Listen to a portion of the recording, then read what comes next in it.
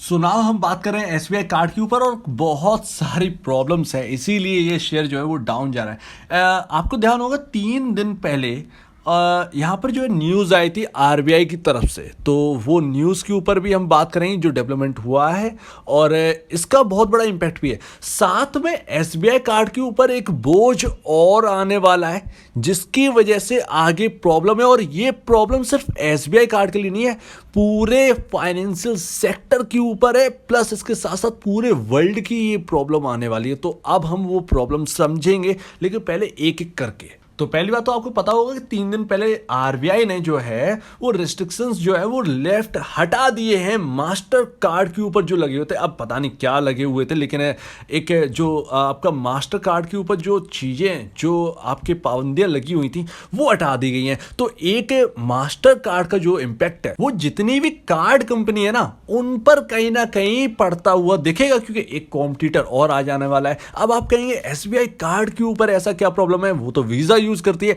वैसा ही वीजा जो है, जैसा कि एसबीआई कार्ड वीजा का यूज करती है, वैसे ही मास्टर कार्ड का भी यूज करने लगी। तो कहीं ना कहीं यहाँ पर जो एक फैसिलिटी देने की बात है, कहीं वीजा कुछ और देता है तो एसबीआई कार्ड के साथ मिलकर मास्टर कार्ड किसी और के साथ मिलकर करेंगे, तो ये सब है ना थोड़ा बहुत कहीं ना इम्पैक्ट पड़ेगा। लेकिन अब ये तो ठीक है, मास्टर कार्ड का बहुत बड़ा इम्पैक्ट है, हम कहें तो नहीं पड़ेगा।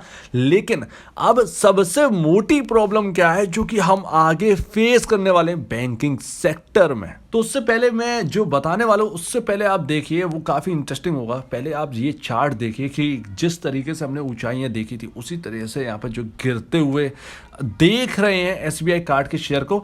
और आपको पता होगा कि 2020 या 2020 के लास्ट में जो हमने जो गिरावट देखी, एक तेज गिरावट, वो तेज गिरावट वाला वो मैंने चार्ट नहीं दिखाया है, यहाँ से आउट है। तो जिस तरीके से हमने इसके लेवल आते हुए देखे, कहीं ना कहीं सेम टू सेम गिरावट वैसी ही हो रही है एसबीआई कार्ड में 2020 वाली। तो अब क्या एसबीआई यहाँ पर जो है एसबीआई कार्ड जो है वो 2020 का जो लेवल जो हिट किया था, बॉटम वहां से बना था, क्या वो लेवल जो है वो वापस हिट करने वाले हैं? तो ये हम लास्ट में डिस्कस करेंगे। और अब हम देखते हैं मेन प्रॉब्लम क्या है। एनबीएफसी से आती है ये कंपनी। तो यहाँ पर जो आप देख रहे हैं ना कि आप जो आम आदमी है वो कार्ड का यूज करता है। अब बात चल रही है रिसेशन की, और कहीं ना कहीं जो महंगाई है वो आम आदमी की पॉकेट पर जवाब दे चुकी है। अब आम आदमी लोन लेगा कार्ड से, और कार्ड का लोन चुकाने में थोड़ी सी प्रॉब्लम होगी, तो यहाँ पर कहीं ना कहीं उसका खतरा बना हुआ है, क्योंकि महंगाई जो है वो आम आदमी की पॉकेट पर जवाब दे गई है। रियलिटी बात तो यही है, हर चीज़ महंगी है, तो यहाँ पर लोन भी जो है वो कहीं ना कहीं प्रॉब्लम तो फंस ही रहे हैं।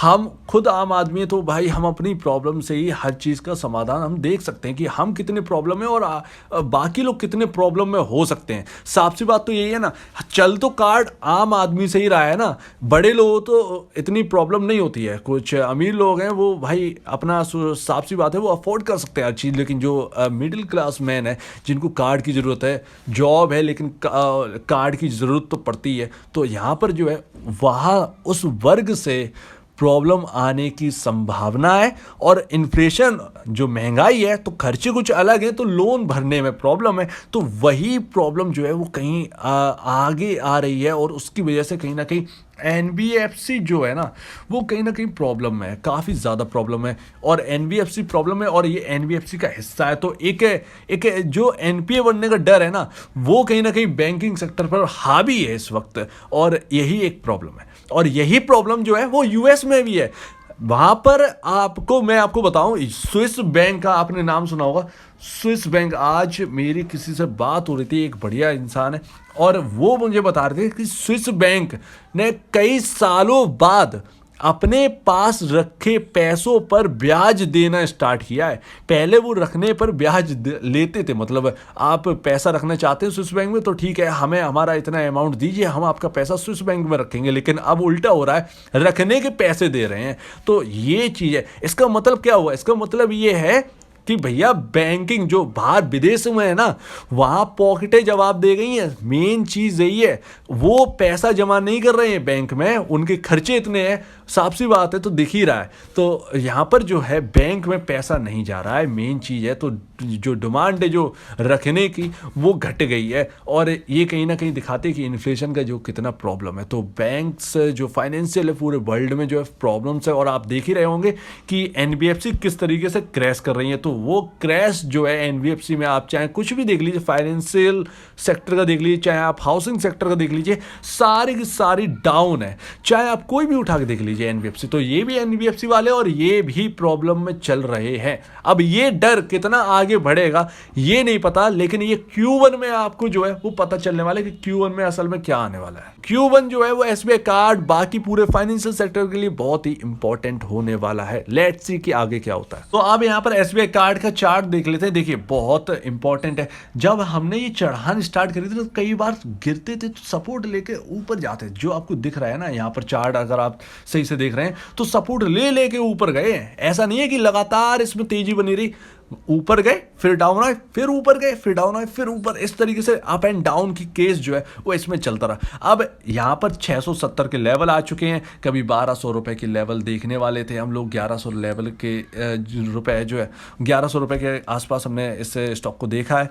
अब यहाँ पर है प्रॉब्लम जो है वो दिख रही है कि स्टॉक जो है हम 1200 मोटा मोटा ले लेते हैं, आधा हो चुका है, मतलब एटलीस्ट 43% के आसपास की गिरावट जो है वो ये फेस कर रहा है। क्या यहाँ पर और गिरेगा जिस तरीके से चार्ट बन रहा है? हाँ, अगर मार्केट में बहुत सिनेरियो जो है खराब होता है जो कि कही जा रही है, तो इस केस में ये भी गिरावट से नहीं बचेंगे, ये कहीं ना कहीं और नीचे जाते हुए दिखाई देंगे। अब ये जो सपोर्ट लिए हैं तो इनका मतलब ये है कि यहाँ पर कहीं ना कहीं सपोर्ट लेने की स्टॉक कोशिश करेगा। तो पहला लेवल जो है वो आपका 625 रहेगा इस स्टॉक के अंदर, क्योंकि यहीं से फिर वापस बाउंस किया था।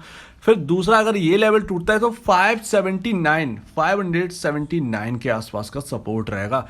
ध्यान रखिएगा 2020 में लो लगाया था इसने, 2020 में जो लो था इस स्टॉक का वो था 490 के आसपास का, ध्यान रखिएगा। तो अगर वर्स्ट कंडीशन में अगर ये लो लगता है तो मतलब अगर मार्केट बहुत ज़्यादा गिरता है, जैसे निफ्टी 13,000 आ गया या उससे थोड़ा सा और नीचे गया, तो आपको ऐसी कंडीशन में ये स्टॉक के लेवल देखने को मिल सकते हैं। अब ये भी जरा देख लीजिए कितना बेल पोजीशन पे ये स्टॉक बैठा है, और आपको अंदाजा लग जाएगा, थोड़ा सा डर आपको कम हो जाएगा। तो वैसे तो फंडामेंटली यहाँ पर जो है स्टॉक बेल पोजीशन है, और आपका पी रेशियो 38.99 का है और इंडस्ट्री भी 32.13 का है। ज़्यादा अंतर नहीं है, कुछ ही अंतर है। तो यहाँ पर जो है डर थोड़ा सा कम है। आपका ईपीएस 17.13 पर है। तो एक बात तो समझ में आती है कि स्टॉक महंगा नहीं है, थोड़ा सा कुछ पॉइंट महंगा है, इंडस्ट्री पीस है। तो यहाँ पर गिरावट की संभावना ना एकदम न्यूट्रल है, एकदम न्यूट्रल है। तो यही कहिए कि इसी रेंज में जो आपका 2020 से जो आपका लो दिखा है और अभी जो रेंज चली है, इसी रेंज में कहीं ना कहीं ये कंसोलिडेट करेगा। अदरवाइज मार्केट के ऊपर डिपेंड है। तो देख लीजिए यहाँ पर जो है आपका स्टॉक जो है वो अभी जो है न्यूट्रल पोजीशन में चल रहा है। अब आगे जो है वो मार्केट के ऊपर डिपेंड है, और सपोर्टिंग लेवल जो है वो हमने देख ही लिए हैं। तो लेट्स सी कि आगे क्या होता है, और Q1 का बहुत इंतजार रहेगा। Q1 जो आने वाला है अगस्त में, तो इसका बहुत बड़ा इंपैक्ट रहने वाला है। तो लेट्स सी क्या होता है आगे, इंतजार करिए। अगर आप इस स्टॉक में हैं तो वेट करिए। ऑलरेडी 43% के आसपास का जो है गिरावट दिखा चुका है ये स्टॉक, और क्या चाहिए, मतलब ऑलरेडी इतना ज़्यादा गिर चुका है। बिजनेस तो चल रहा है ना, वेल रन बिजनेस चल रहा है एसबीआई कार्ड का, तो इस पर भरोसा रखिए, थोड़ा सा बिजनेस पर जो है ध्यान रखिए। तो अगर आपको इस वीडियो में कोई प्रॉब्लम, कुछ पूछना, कुछ बताना, कुछ कहना है तो प्लीज़ कमेंट सेक्शन में कहिए। और अब दीजिए मुझे वीडियो देखने के लिए बहुत बहुत धन्यवाद दोस्तों।